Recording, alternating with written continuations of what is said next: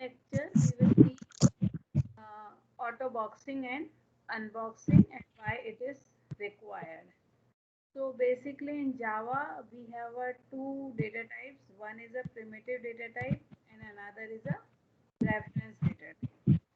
So primitive data type means it stores directly value and it does not provide any operation, but it provides operators.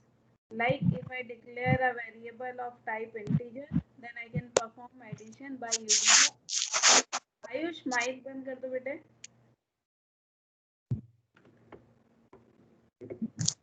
Ayush Ayush Kumar. Ma'am कर रहा था, पता नहीं क्यों नहीं हो रहा था. तो मतलब जो प्रिमिटिव टाइप है उस पर तो हम ऑपरेटर लगाते हैं और जो रेफरेंस टाइप है उन पर हम ऑपरेशन और आप कह सकते हो कि मेथड कॉल करते हो. तो अगर कोई मेरा डेटा टाइप है जो कि रेफरेंस टाइप है और मुझे उसे प्रिमिटिव टाइप बनाना है या वाइस वर्सा करना है, तो उसके लिए हमारे पास एक कॉन्सेप्ट होता है ऑटो बॉक्सिंग एंड अनबॉक्सिंग. तो before that, if like I am going to create a new class.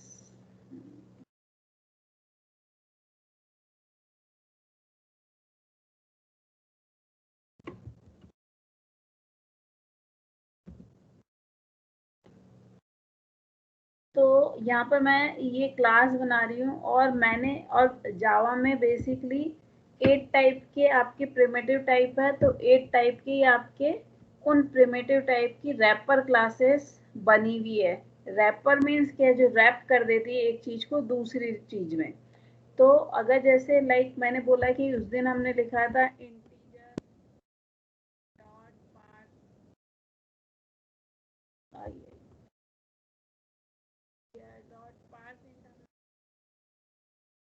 Sorry spelling गलत है इसलिए. मैम आपकी आवाज ब्रेक हो रही है. ओके. तो जावा में प्रिमिटिव टाइप के लिए और पिछली क्लास में हमने किसी एक क्लास में लिखा था कि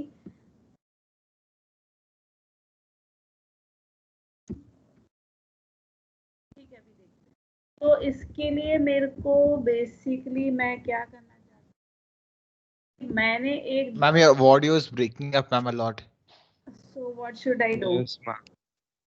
So what should I do? Tell me. कुछ आइडिया है? माइक ऑन है, स्पीकर फुल वॉइस है. Then what should ma'am I? एक बार ऑन ऑफ करके देख लीजिए. ठीक.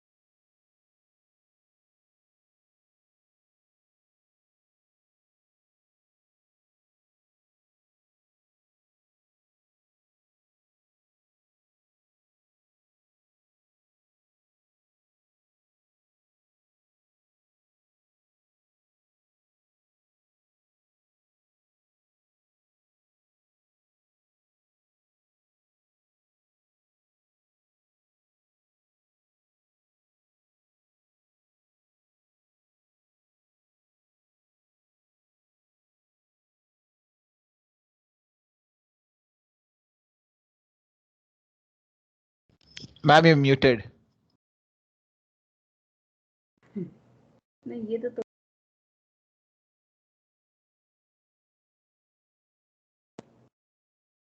So in the today class, I want to teach you how you convert a primitive type variable into a reference type. तो जितने भी हमारे primitive type है like integer और float, short, long, all and boolean and character, सबके लिए हमारी wrapper classes बनी हुई है. उन सब में हमारी सबसे ऊपर जो एक क्लास होती है दैट इज ऑब्जेक्ट क्लास. उसकी यहाँ मैं लिख भी रही हूँ, उसके बारे में हम बाद में देखेंगे. इस ऑब्जेक्ट क्लास की दो सब क्लासेस जो कि बनी हुई है, करेक्टर क्लास JR क्लास का नाम कैपिटल से चालू होती है तो एक करेक्टर क्लास बनी है और एक बूलियन क्लास बनी हुई है। किसके लिए? प्रिमिटिव टाइप के लिए आप कह सकते हो, और बेसिकली रैपर क्लास कह सकते हो। फिर इसी के लेवल पर एक नंबर क्लास बनी हुई है और उस नंबर क्लास की फिर सब क्लासेस बनी हुई है, इंटीजर, फ्लोट, आई कैपिटल होगा यहाँ पर, और float n, what else, double. तो ऐसे ये 6 क्लासेस हैं। शॉर्ट, स्पेलिंग गलत है, ये है बाइट, इन सब के लिए बनी हुई है। ठीक है, और इन सब क्लासेस में क्या कॉमन है? सब क्लासेस में इस नंबर जो क्लास है इसमें एक कंस्ट्रक्टर बना हुआ है और उसका नाम तो नंबर है। उस कंस्ट्रक्टर के अलावा इसमें बना हुआ होता है, लाइक इंटीजर है तो हाँ नंबर क्लास में बना हुआ है इंट वैल्यू एक मेथड बना हुआ है। फिर मैं ये इसमें ऐसे ही आ रहा है तो I am writing this way. ये 6 प्रिमिटिव टाइप के लिए इसमें ये बने हुए हैं नंबर क्लास में फंक्शन, ओनली डिक्लेरेशन है। ठीक है, साथ ही साथ उसमें हर इस नंबर क्लास में एक मेथड बना हुआ है टू स्ट्रिंग, और भी फंक्शन बना हुआ है value, to value. So these are the function which is defined into the number class, and number class is defined as a not a final, it is not। ठीक है, तो सबसे ऊपर ऑब्जेक्ट क्लास है। कोई भी क्लास आप बनाओ उसकी by default parent class object class होती है। उसकी सब क्लासेस करेक्टर, बूलियन, नंबर, और नंबर की सब क्लासेस हैं ये फ्लोट और इंटीजर। ठीक है, अगर आपको इसको देखना है या कभी भी आपको कोई हेल्प चाहिए जो आप सोचते हो कि it should be correct, sometime it is a wrong also if you go to the other classes, so what should you do? In a Google you should write like I want to look at number class, so I will write number class in Java और साथ में लिखेंगे Oracle। तो ये Oracle का product है जावा, और उसके बाद मैं यहाँ पर आ जाती हूँ तो इससे रिलेटेड मुझे सारी इंफॉर्मेशन मिलेगी। अब आप क्या देखते हो? ऊपर ही ऊपर क्लास नंबर, ठीक है, और उसके आगे लिखा हुआ है जावा लैंग ऑब्जेक्ट जावा नंबर। इसके बारे में हम बाद में आते हैं, पहले यहाँ नीचे आ जाते हैं। और यहाँ भी नहीं आने से पहले एक बार मैं यहाँ इसकी ट्री पर जाती हूँ। ठीक है, ट्री में क्या देख रहे हो? सबसे ऊपर टॉप क्लास कौन सी है? Object class. और ऑब्जेक्ट क्लास की सब क्लासेस है बूलियन और character, that is for primitive type, जो हमने अभी अभी देखी है। ठीक है, और उसके बाद हमें देखनी है नंबर क्लास। तो बूलियन, करेक्टर और नंबर जो है एक लेवल पे है, और इस नंबर की सब क्लासेस है byte, double, float, integer, long and short. ठीक है, तो अब जैसे मैं नंबर क्लास पे जाती हूँ, इस पर क्लिक करोगे तो आप क्या देखते हो कि क्लास का नाम नंबर है। ठीक है, और कैसे डिफाइन है? Public abstract class number extends object, मतलब ये ऑब्जेक्ट क्लास की चाइल्ड क्लास है। कौन सी? Number class. ये एब्स्ट्रैक्ट क्या होता है ये मैं बाद में बताऊंगी आपको, और इम्प्लीमेंट सीरियलाइजेबल क्या होता है ये भी बाद में बताऊंगी। तो बेसिकली आपको ये समझ आ गया कि ये नंबर क्लास है और ये इसका पेरेंट है ऑब्जेक्ट क्लास। अब इस क्लास में क्या क्या डिफाइन है? तो इसमें एक ये कंस्ट्रक्टर है, that is a number which takes nothing. Then there are methods, you can say all method, instance method, abstract method और concrete method। तो पहले हम all method पे ही देख रहे हैं। तो जैसा मैंने बोला कि byte value, double value, float value, int value, ये आपके कितने 1 2 3 4 5 6, तो 6 टाइप की जो आपके प्रिमिटिव टाइप जो नंबर टाइप कहलाते हैं उनके लिए इसमें मेथड डिफाइन है। ओनली यहाँ पर डिक्लेयर है, डिफाइन नहीं है। ठीक है, आप देखो हर मेथड के पहले एब्स्ट्रैक्ट एब्स्ट्रैक्ट लिखा हुआ है। तो एब्स्ट्रैक्ट का मीन्स यही होता है कि only method definition is available, declaration is not sorry, declaration is available, definition is not available। तो declaration और definition में क्या difference होता है? Anybody? Aman? No idea ma'am. Radhika? Yes ma'am.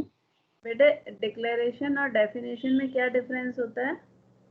Ma'am declare करना मतलब बस हमने प्रोग्राम को कि हमने कुछ डिक्लेयर कर, जैसे डेफिनेशन होता है कि हमने प्रोग्राम को बता दिया कि हाँ ऐसा कुछ है, like there is some function in the program, so the compiler knows कि हाँ ऐसा कोई फंक्शन एग्जिस्ट करता है। मैम डिक्लेरेशन होता है यस, वो आपको लाइक कुछ वेरिएबल का वो देता है, टाइप देता है या नेम देता है, और डेफिनेशन उसका एड्रेस बताता है कि किधर स्टोर्ड है। अच्छा, और कोई मोर? मैम डिक्लेरेशन में हम लोग नाम लाइक केवल नाम दे देते हैं कि मतलब जैसे सी में होता है कि डिक्लेयर कर देते हैं मेन से पहले ताकि कंपाइलर को पता रहे ऐसा कोई फंक्शन एग्जिस्ट करता है, और फिर डेफिनेशन में उस फंक्शन में क्या हो रहा है वो चीज़ पूरा लिखते हैं हम। वेरी गुड, यही होता है। डिक्लेरेशन में ओनली हम ये कहते हैं कि भाई ये एक फंक्शन एग्जिस्ट करता है, उसका कोड नहीं होता कि what is the statement to be execute. और जबकि डेफिनेशन में क्या होता है, उसका what are the statement to be execute with the name of that function, that is called the definition. तो यहाँ पर भी सेम चीज है, अगर मैंने किसी फंक्शन से पहले एब्स्ट्रैक्ट लिख दिया, it means it is only declaration, we will not write the code for this, ठीक है। और definition means we will write the code for this. So in Java if you want to only declare a function you write abstract keyword. For time being this is sufficient, later on we will look it in more detail about the abstract. तो ये जो मेरी number class है इसमें 6 जो method है उनकी only क्या करी हुई है, डिक्लेयर करे हुए हैं, ठीक है। फिर इसने बोला कि method inherit from the Java lang object. तो ऑब्जेक्ट क्लास क्या है, इसकी सुपर क्लास है, इसकी पेरेंट्स क्लास है, और उसकी पेरेंट क्लास में ये मेथड डिफाइंड है। फिर ये हमने देख लिया, इसमें एक कंस्ट्रक्टर बना हुआ है जिसके आगे पब्लिक लिखा हुआ है, ये मेथड है और इसकी बस डिटेल बताई हुई है कि ये मेथड क्या करता है और क्या रिटर्न करता है। तो ऐसे ये सारे मेथड्स की इंफॉर्मेशन यहाँ पर बताई हुई है। So like that you can look it what are the methods। तो अब जैसे आप यहाँ पर अगर स्पेसिफिक दैट यू नो कि इंस्टेंस मेथड पे जाओगे तो it will show the instance method, abstract पे गए तो ओनली एब्स्ट्रैक्ट मेथड दिखाएगा, और कंक्रीट मेथड इसमें कुछ है नहीं। अच्छा, ये है कि बाइट वैल्यू और शॉर्ट वैल्यू, तो ये भी डिफाइंड है इसमें। तो it is not a abstract value, क्योंकि बाइट वैल्यू जो है हर डेटा टाइप की होगी and short value भी हर data type की होगी। that is why these methods are defined as a concrete method। concrete method means जिसका कोड भी लिखा हुआ हो, that is basically definition, ठीक है। तो ये आपको समझ आया। अब नंबर क्लास की चाइल्ड क्लासेस कौन कौन सी है, उसके लिए अगर मुझे जाना है तो बैक में जाते हैं। Could you explain again? I didn't understand. What? Concrete method. Concrete method is a method which has a definition। तो लाइक यहाँ पर हम देखें कंक्रीट मेथड ये दोनों हैं। यहाँ पे आप देखो मॉडिफायर के आगे मॉडिफायर नहीं लिखा एक तो, और जैसे अगर अब यहाँ पर देखें हम एब्स्ट्रैक्ट मेथड, तो यहाँ क्या लिखा है, एब्स्ट्रैक्ट डबल लिखा है, जबकि कंक्रीट मेथड में क्या लिखा है, ओनली इसका रिटर्न टाइप लिखा है। तो concrete methods are method which has a definition also, ठीक है। तो इट मींस इस मेथड का कोड इस क्लास में लिखा होगा। अभी तक हमने जितनी भी क्लासेस बनाई है उसमें कंक्रीट मेथड बनाया है, मतलब हम उसका कोड भी वहीं पर लिखते हैं, ठीक है। अब यहाँ पे आपको कोड नहीं दिखेगा क्योंकि ये तो आपका क्या है, इंटरफेस है, और Java is not an open source software, so you will not find, but it is defining us और it is telling us that we have a these are the method, concrete method, these are the abstract method, these are the instance method, and all method is included all। clear this? ठीक है। अब number class की ऊपर वाली class में जाना है। अरे ये तो वहां गया, तो I will again go here. अब नंबर क्लास अपनी क्या थी, एब्स्ट्रैक्ट क्लास थी, और वाइट क्लास क्या इसकी चाइल्ड क्लास है, ठीक है। तो ये चाइल्ड क्लास है, लाइक आप यहाँ हायरार्की में देखो तो सबसे ऊपर ऑब्जेक्ट क्लास, फिर नंबर क्लास, और उसके नीचे बाइट क्लास, ठीक है। और इस बाइट क्लास में आप आओगे तो ये बाइट क्लास भी कैसे डिक्लेयर्ड है, final. What is this, I will tell you after some few lectures. ठीक है, तो अभी हम बात ये बस इतनी हमें समझने की कि ये बाइट क्लास है और इसके ऊपर नंबर क्लास है और नंबर क्लास के ऊपर ऑब्जेक्ट क्लास है. इसमें ये फील्ड डिफाइन है कि बाइट्स एक फील्ड डिफाइन है. फिर हर जितनी भी प्रिमिटिव टाइप वैल्यू होगी, क्लासेस है सॉरी, रेफरेंस टाइप और you can say wrapper classes, उन सब में ये वैल्यूज डिफाइन होती है, max value, minimum value, size और type. So these are the field available. Even we will look it in the other type whether it is available or not. So these are the basically instance field is of this class. Then this is the constructor. तो सारी wrapper classes में ऐसे दो ही constructor होंगे, सबका नाम उसकी according होगा. यहाँ पर वो उसी टाइप की वैल्यू लेगा और यहाँ पर वो स्ट्रिंग लेगा जिसमें बाइट वैल्यू स्टोर. अगर इंटीजर है तो ये स्ट्रिंग लेगा जिसमें इंटीजर वैल्यू स्टोर हो. अगर आप उसको नहीं भेजोगे, कुछ अलग भेजोगे तो नंबर फॉर्मेट एक्सेप्शन आएगा. फिर ये सारे मेथड्स इसमें अवेलेबल है. तो अब कौन कौन से मेथड इसमें अवेलेबल हो गए, जो भी नंबर क्लास में डिफाइंड थे. तो नंबर क्लास में क्या डिफाइंड था आपका, फ्लोट वैल्यू, इंटीजर वैल्यू. तो सारी देखो, फ्लोट वैल्यू कहाँ पर गई, float value, integer value, long value, ये सारे मेथड इसमें अवेलेबल होंगे. उसके अलावा ये क्लास खुद के भी कुछ ऐड कर सकती है, तो इन्होंने इस क्लास ने खुद के भी ऐड करे हैं. तो टू अनसाइंड इंट, उसको अनसाइंड बनाना हो, टू अनसाइंड लॉन्ग, तो for that the class can define. तो बेसिकली ये जो 6 हैं कि int value, float value, byte value, और उसके अलावा ये एक होता है टू स्ट्रिंग का है, ये रहा टू स्ट्रिंग और टू स्ट्रिंग. ये दोनों तीनों चीजें हर में अवेलेबल होती है, हर क्लासेस में. ठीक है, तो अभी जैसे हमको देखना है कि अब मैं यहाँ ही नंबर क्लास में, अच्छा यहाँ से शायद, हाँ, तो हम डबल पे गए, ये हाँ नंबर की डबल क्लास है. यहाँ पे देखो मिन वैल्यू, मैक्स वैल्यू, तो हर क्लास में ये अवेलेबल होगा. Minimum, normal, minimum value. फिर सारे मेथड कौन कौन से अवेलेबल है, byte value, compare, compare to. तो compare and compare to I will tell you later on, but अभी तो हमें फ्लोट वैल्यू और ये सारी जो मेजर हमें जिसकी अभी रिक्वायरमेंट है, अभी हम ओनली ये समझना चाह रहे हैं कि रैपर क्लास क्या होती है और अनबॉक्सिंग और बॉक्सिंग क्या होती है. तो for that it is defined है. Clear this. अभी अब इसका यूज क्या है, तो ऐसे ये सारी क्लासेस बनी हुई है और these classes are called the wrapper classes. क्योंकि रैपर क्यों कहलाती है, क्योंकि ये रैप कर देती है. अगर आप इंटीजर एक वेरिएबल डिक्लेयर करो यहाँ पर, जैसे मैं यहाँ पर इन सबको मिटा के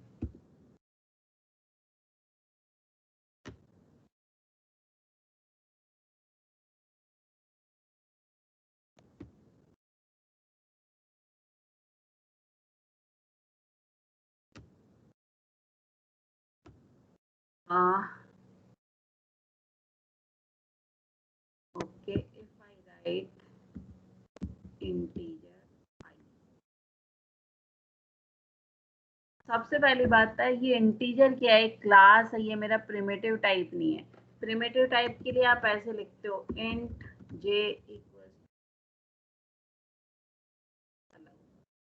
प्रिमिटिव टाइप तो ऑब्वियसली यहाँ पर असाइन होती है, उसमें कोई नई चीज नहीं है.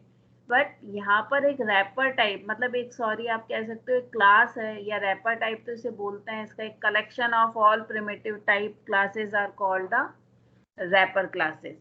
ये आपने क्लास बनाई, ये इसका एक ऑब्जेक्ट बनाया और यहाँ पर आपने लिखा 30. 30 क्या एक वैल्यू है, बट आप इसको कैसे असाइन कर रहे हो, by using a equal sign. Internally यहाँ पर कैसा हो रहा है, इसके रेस्पेक्ट में integer I is equals to new integer. Internally इस वाली सेकंड वाली यहाँ पे 6 लाइन नंबर के इक्वल क्या हो रहा है, ये स्टेटमेंट एग्जीक्यूट होता है. ठीक है, तो इसको बोलते हैं बॉक्सिंग. बॉक्सिंग मीन्स है कि प्रिमिटिव टाइप वैल्यू को कन्वर्ट करता है ऑब्जेक्ट टाइप में और रेफरेंस टाइप में. तो that is called the boxing. तो it is converting into boxing. Otherwise you have to do a manually. अगर ऐसा नहीं अवेलेबल होता तो हमें क्या करना पड़ता, मैनुअली करना पड़ता. ठीक है, unnecessary. Ma'am, could you repeat the definition again, ma'am? I am telling you. First of all, boxing means what happen? It converts the primitive type value into a reference type value. It converts the primitive type value into a reference type value. तो 30 क्या primitive type value है ना, इसको क्या करा इसने automatically क्या कर दिया, एक ऐसा ये वाला स्टेटमेंट लिख दिया इसकी जगह. तो that is why it is called the auto boxing. Box बना लिया, एक ऑब्जेक्ट बना लिया. ठीक है, और उस ऑब्जेक्ट का रेफरेंस क्रिएट हुआ और I will point there. So these two statements are same. Only the thing is, this is the convenience provided us by a Java version 5. Java के बहुत सारे वर्जन है, 1, 3, 4, 5, 6, 7, 8, I think 9 भी है अभी. तो ये आपके जो नए नए वर्जन है उसका एक इन्हांसमेंट है. तो 5 वर्जन का ये इन्हांसमेंट है कि you can convert a primitive type data into a objective type data. And that is automatically done. That is why it is called the Java boxing. Box कर दिया है. ठीक है, और आप यहाँ पर देखो ये क्या लिख रहा है, unnecessary boxing to integer. हमें करने की जरूरत नहीं है, जावा ने ये हमें फैसिलिटी दी है. तो it will automatically convert a primitive type data into a this reference type. Clear this? आगे समझ में? मैम इसका यूज क्या होगा? यूज ये हो गया ना, देखो ये वाला स्टेटमेंट लिखते, इसकी जगह आपने 7 लाइन वाला लिखते, उसकी जगह 6 वाला लिख दिया ना डायरेक्टली. नहीं मैम वो ठीक है मैम, वैसे हम लोग बॉक्सिंग करते क्यों हैं वैसे? हाँ, मतलब कोई कोई फंक्शन ऐसे डिफाइन है जिसमें कि वो मतलब हो सकता है कि आपका ऑब्जेक्ट टाइप ही लेता हो एज अ आर्ग्यूमेंट. अभी हम जावा की और हायरार्की देखेंगे तो उसमें आप देखोगे कि बहुत सारे ऐसे फंक्शंस है जिनका आर्ग्यूमेंट कैसा होगा, रेफरेंस टाइप. तो आपको उस रेफरेंस टाइप को किस में कन्वर्ट, सॉरी हाँ रेफरेंस टाइप होगा, और आपके पास डेटा कैसा है, प्रिमिटिव टाइप. तो आपको उस प्रिमिटिव टाइप को रेफरेंस टाइप में कन्वर्ट करना पड़ेगा. Like I will tell you an example. If I write int m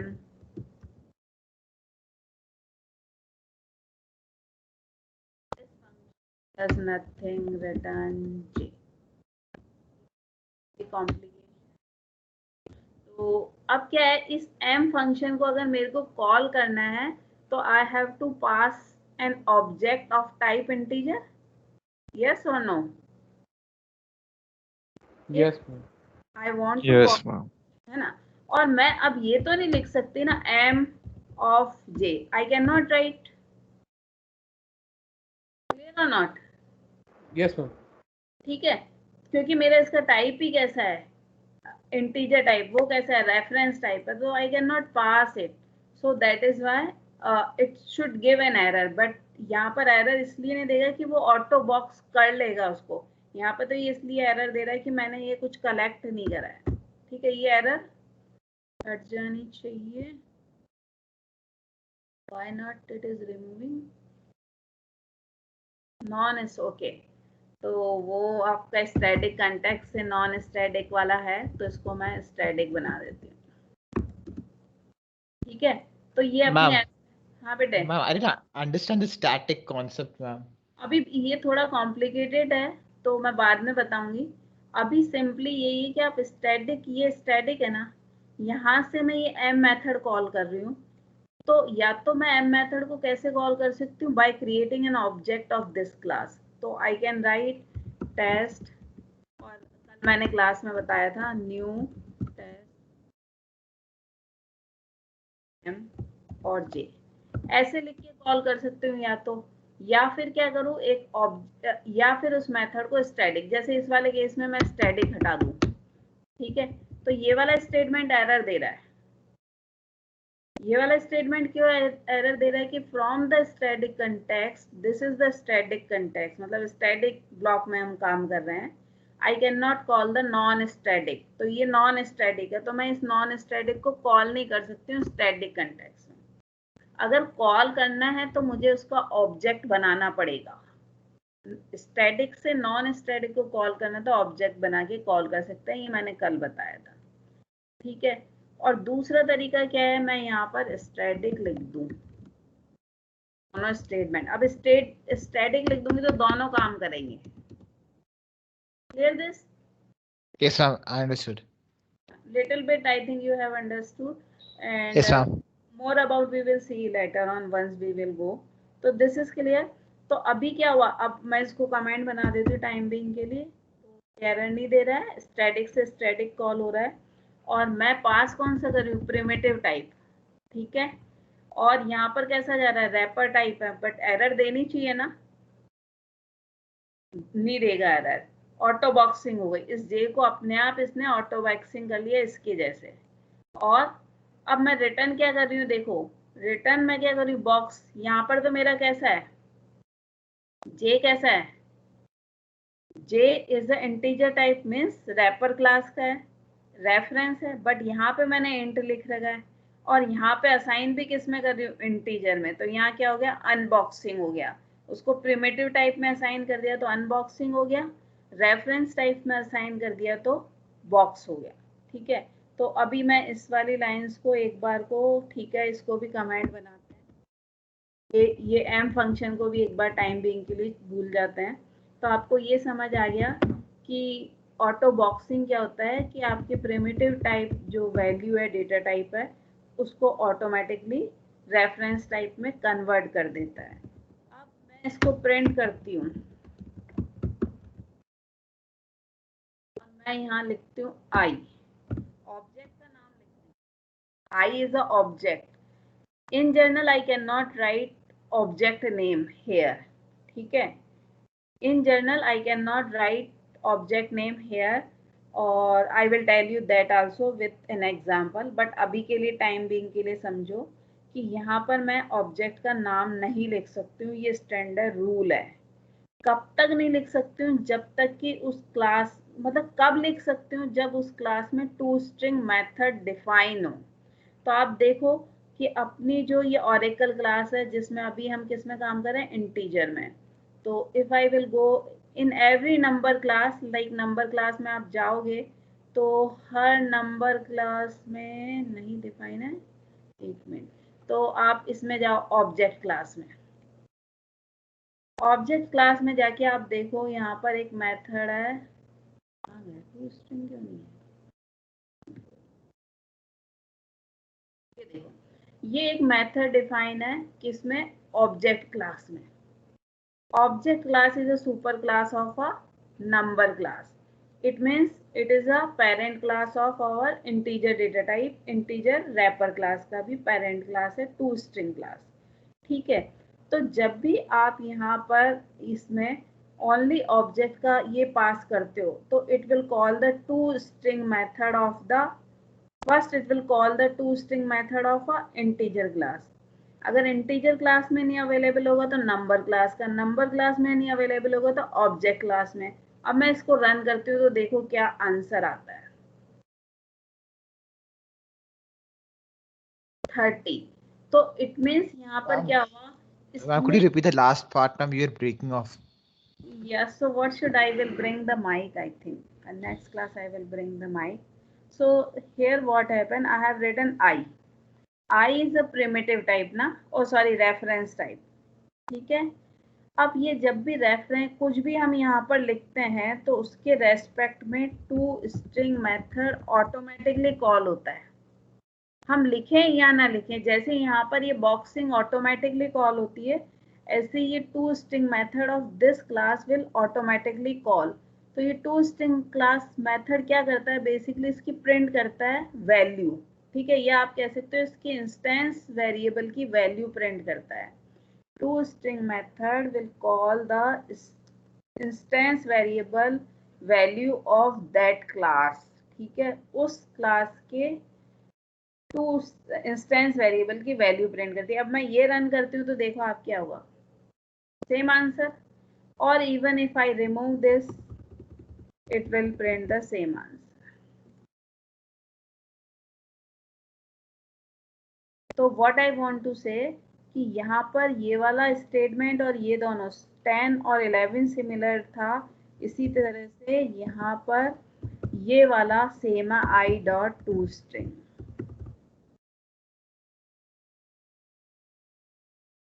क्या करता है कि उस क्लास के इंस्टेंस वेरिएबल की वैल्यू प्रिंट करता है।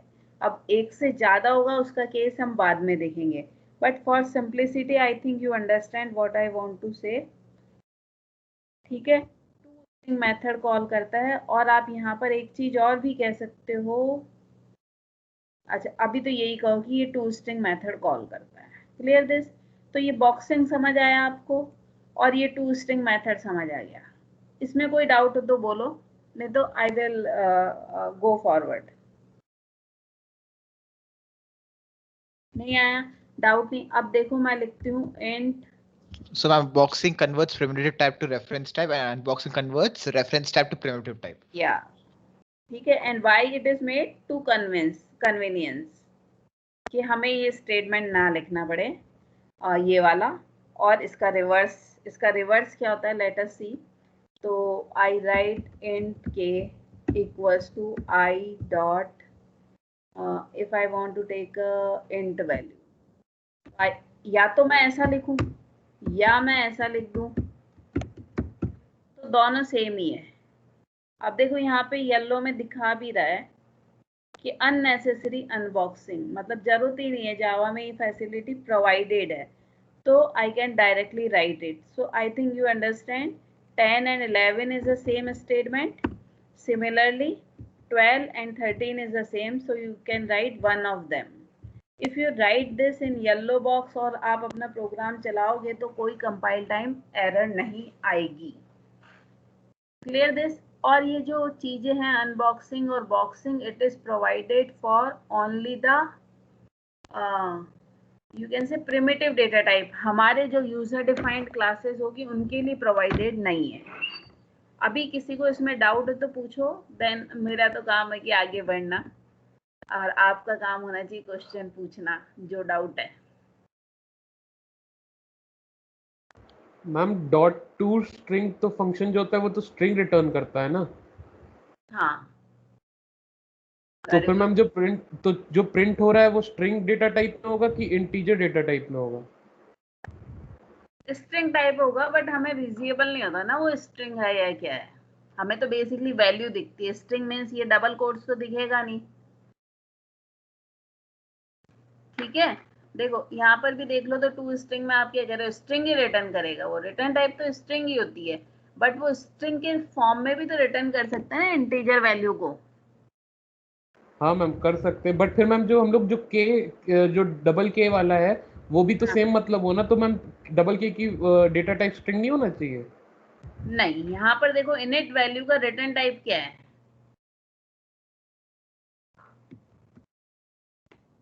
अच्छा मैम, इक्वल टू आई करने पे इंट वैल्यू वाला फंक्शन रन होगा? ठीक है, मतलब आपने लिखना आई डॉट इंट वैल्यू, तो it returns type is a integer. वो अभी हम यहाँ पे देख लेते हैं। अच्छा क्वेश्चन है, कुशाग्र पूछ रहा है ना? Yes ma'am. So it is a good question. Okay, I am an object class, so I will go back here, or I will go in a tree. So in a tree, I will go into the number class. In number class, you look at int value return type is a int, so it returns integer. That is why, मतलब वो तो उस function पे depend करता है वो क्या return करता है। और to string method will return the string, और in this case it will return, मतलब बेसिकली रिटर्न टाइप स्ट्रिंग है, बट उस स्ट्रिंग में अंदर क्या लिखा हुआ है, integer value. Let us look it, if this confusion is still there I will solve this other way. ठीक है, तो ये हुआ आपका। अभी मैं क्या करती हूँ,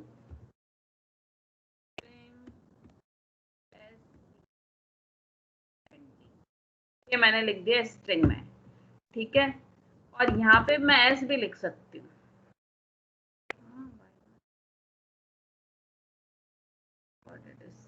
incompatible type string can not be converted in image pre declaration, ये सही चलेगा।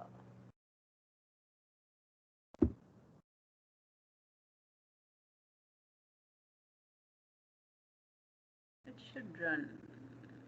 Let us number format exception is coming, but I can write also. There it is written.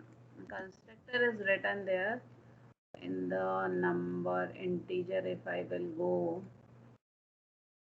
there is I am passing integer. So here is I have a one constructor which takes the string, constructs a newly allocated integer object that represent the int value indicated by the string. So it should take. So why it is not taking? Let me do other way. If I am not able to do, so I can.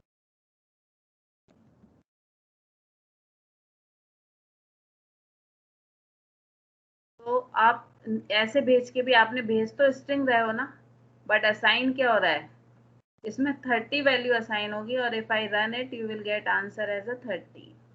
ये 30 value आ गई और even I can pass here s, तो इसमें मैं S भी पास कर सकती हूँ, तो जो भी वैल्यू थी।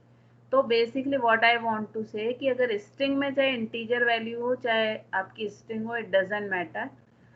मीनिंग टू से कि आपने स्ट्रिंग में 20 स्टोर करा तो वो 20 को लिखेगा, स्ट्रिंग से स्ट्रिंग नहीं लिखेगा, फिर उस केस में वो नंबर टाइप में 20 लिखेगा। और यहाँ पर अगर आप देखो तो दोनों का मीनिंग तो आउटपुट तो ऐसा सेम ही आता है ना, output is the same, only the thing is how we understand. Clear this, Kushagra, what I want to say? Yes ma'am.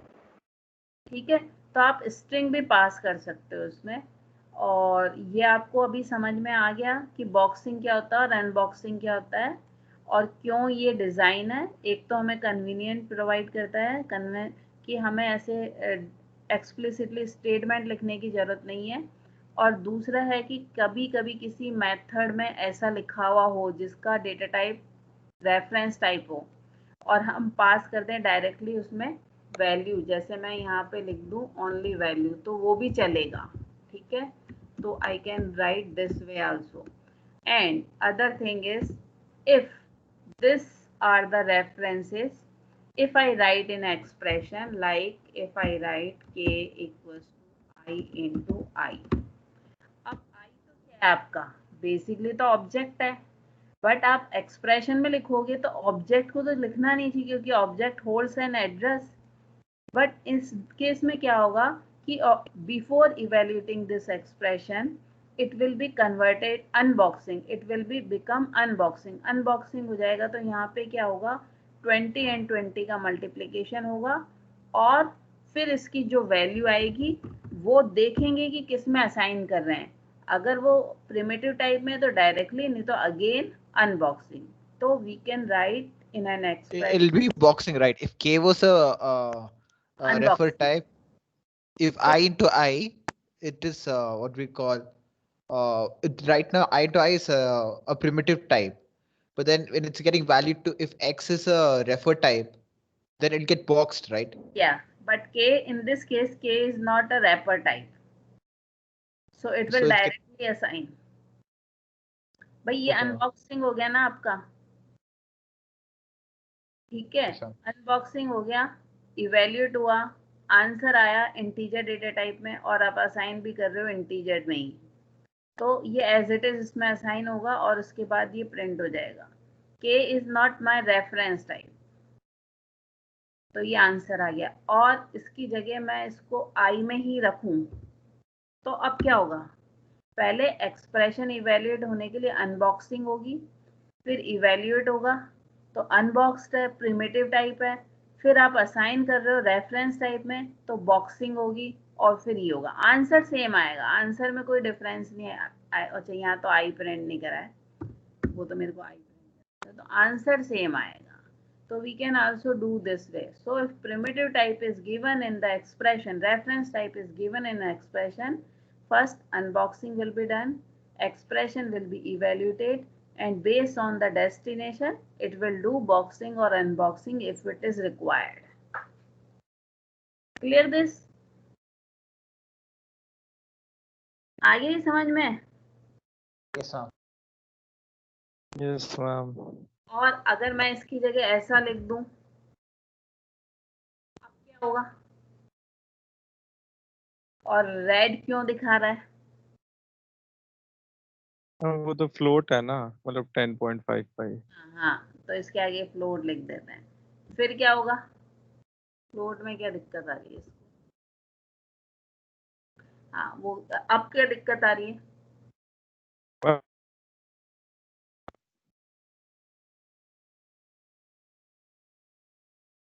Anybody? Ma'am आई तो मतलब इंटीजर है ना, मतलब लेयर ऊपर फ्लोट लिखना पड़ेगा ब्रैकेट में उसके पहले। पहले इंटीजर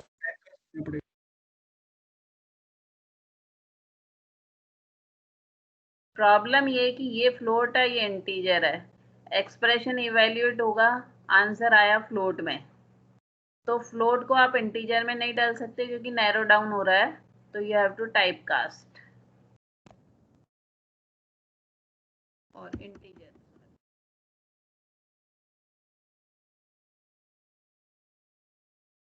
ठीक है, वो सारे रूल यहाँ पर एज इट इज ही चलेंगे, बस अनबॉक्सिंग हो गई एक। और अनबॉक्सिंग एक्सप्रेशन में जब भी आप रेफरेंस टाइप लिखोगे पहले अनबॉक्सिंग होगी, इवैल्यूएट होगा जो हमारा स्टैंडर्ड रूल है एक्सप्रेशन का, उसके बाद जो आंसर आएगा वो असाइन होगा बेस्ड ऑन डेस्टिनेशन। ठीक है, तो that is why I have to, because this is I am converting the this is you can say narrow down. if I would have done the widening तब कोई problem नहीं आती। Clear this? आगे समझ में? यस हाँ ma'am. Yes ma'am. कौस्तुभ क्या पढ़ाया आज मैंने बेटे?